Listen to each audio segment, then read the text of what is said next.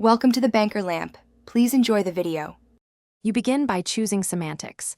Are you navigating to a URL or performing an action? Once decided, create an element.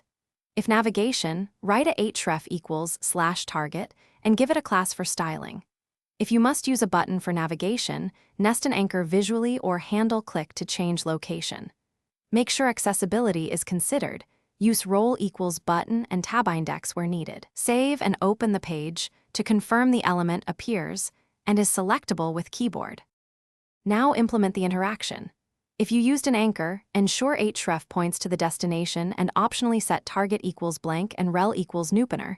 This preserves security. If you used a button, attach a click handler that sets window, location, or uses history. Push state for single-page apps. Once done, add keyboard handling. /enter should activate navigation on custom elements. Make sure you provide area labels and visible focus outlines so keyboard and assistive tech users can follow the flow. Finish by testing across scenarios. You should tab to the element and activate it with enter or space. If it fails, revisit event handlers or role attributes. Test touch devices to confirm tap behavior matches click and verify target URLs open correctly. Once everything works, optimize styles and ensure focus states are clear. If something goes wrong, inspect the console for JavaScript errors, confirm you didn't leave href equals # accidentally, and check that event. Prevent default hasn't blocked navigation.